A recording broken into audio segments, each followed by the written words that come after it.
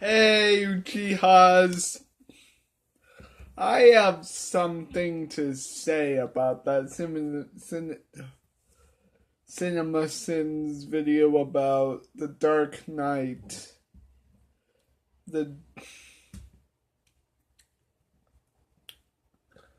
First off, the Joker's hella crazy. So yes, he could have known like all that shit about like what time the cops would be distracted and all that.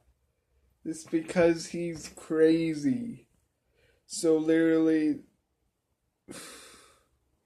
even though realistically that would have gone wrong for him, realistically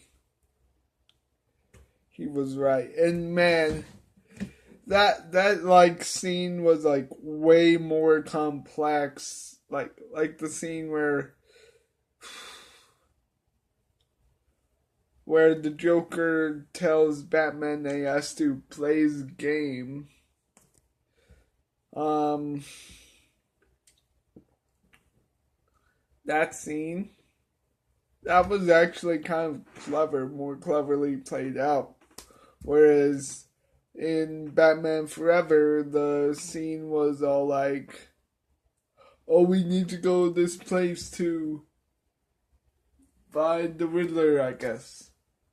And then, like for some reason, at the last minute, the Riddler concocts up this plan about, "Oh, here, choose this guy or choose this guy." Like, yes, it was on a much bigger scale, and that's because A, the Joker had bombs placed on them, and it wasn't like they were put up in like those weird ass cages from medieval times, and that he was about to make them fall or anything. No, he had those explosive gas bomb that could like what's the word? Pyronate? Like well they are flammable, so that's what I meant. Two, they were in separate places, so this was so that part of it was elaborate. That was actually also pretty clever. And three, it was the two most important people in Gotham and in Bruce Wayne's life. Well, Katie more than Harvey, but I mean, Rachel more than Harvey, but that's not the point.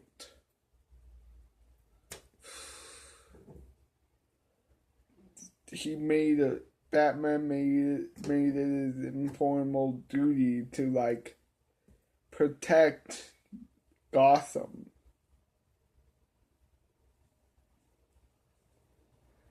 and let's talk about that Two-Face scene. That was scary as shit. Like seeing Gordon and Gordon's family just like, be scared as shit and like, shitting their pants in fear. And like this, for all his family knew, this crazy dude, like, have his face gone and talking about this, like, fucking chance or like, oh, there's like no morality in the world or even in Gotham, which is quite kind of true because you can even make the same argument for the real world. Like, I bet you as I'm filming this, as I'm recording this, there are like five fucking crimes going on in Edmonton right now. Hell, I got a Amber Alert yesterday about like this 14-year-old girl who went missing, and he went all the way from like downtown Edmonton to like somewhere around here or something, somewhere near where I live. Now the question is like, how did she get here? But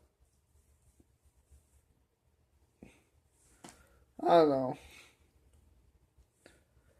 But back to the point. Shit's so crazy in that one scene.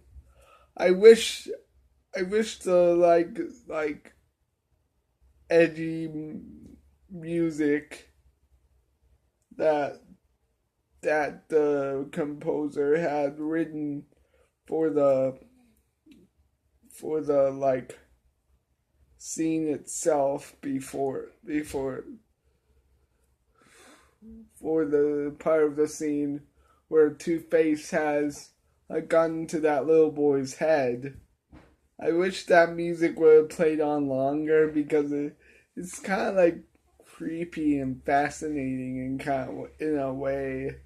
It's weird. Well, not weird. I mean, creepy as fuck. And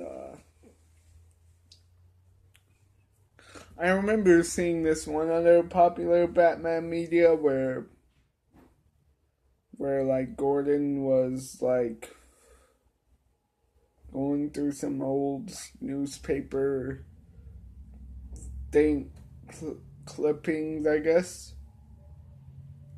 And he was just reminiscing about like how back way back when Batman was first starting out, as in back in 1939, the Joker was just a simple old villain. He used to rob banks, but now he's fucking killing people and doing all this domestic terrorism.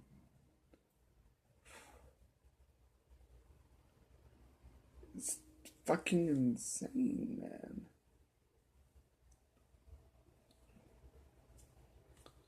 And even in the comics, he's killing people.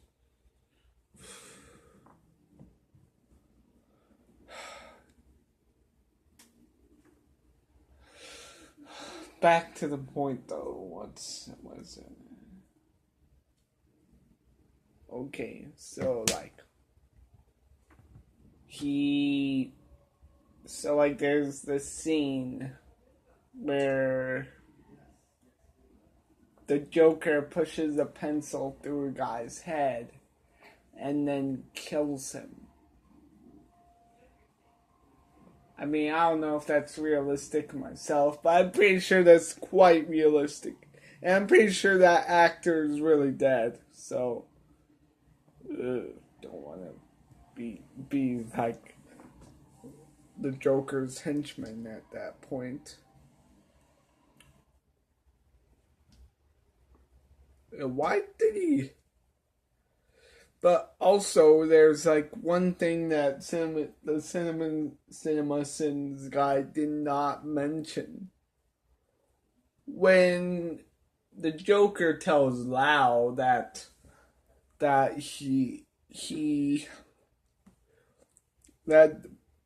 Batman has no jurisdiction in Hong Kong, never mind all the laws about Chinese airspace.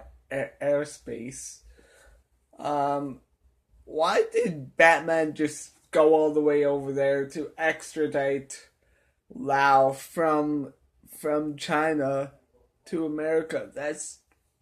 If people knew he could do that, that just like, puts the whole no jurisdiction argument, that just blows that whole argument out of the water. Like, oh shit, Batman can go international, kick your ass, and drag you back to America.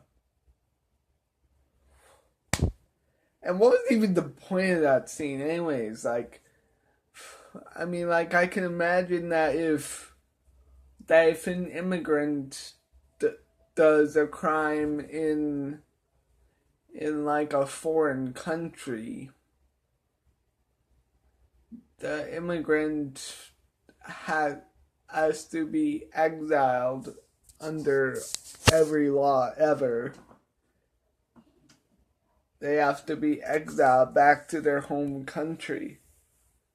And I know there's this whole like problem about imprisoning immigrants longer than they need to be, but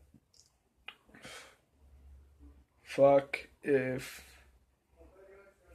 they're not deported, because like deportation is the number one thing you have to worry about when you're an international crime boss. So really the if Batman brought Lau back to America, then Batman's just like bringing Lau back to America, not knowing full well that he'd be deported back to China. So, yeah. What else? I'm trying to think.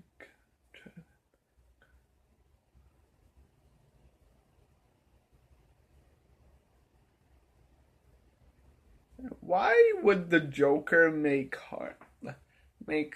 Two-Face? Why would the Joker create Two-Face? He's basically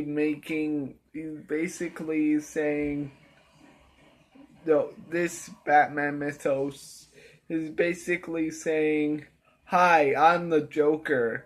I can create villains now. Like, what? And for all we know, the Joker might not even be a friggin' Gothamite. He might have been just another. So that line of dialogue where he says, I brought him down to our level. That's just. No, you brought him down to the Gotham level, not your level, not her level. No, it's just. I'm trying to. The point of this has shifted from CinemaSins guy, you're wrong, to here's all the points you could have brought up. Yeah. I didn't even see the movie until later.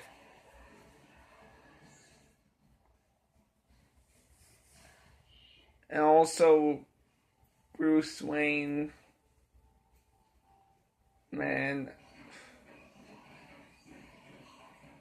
that was not the type of character I was expecting. Like, and if Gotham has as much crime as it has, then it should be like Detroit. It should be a dead city with no industry coming in, anything of the sort.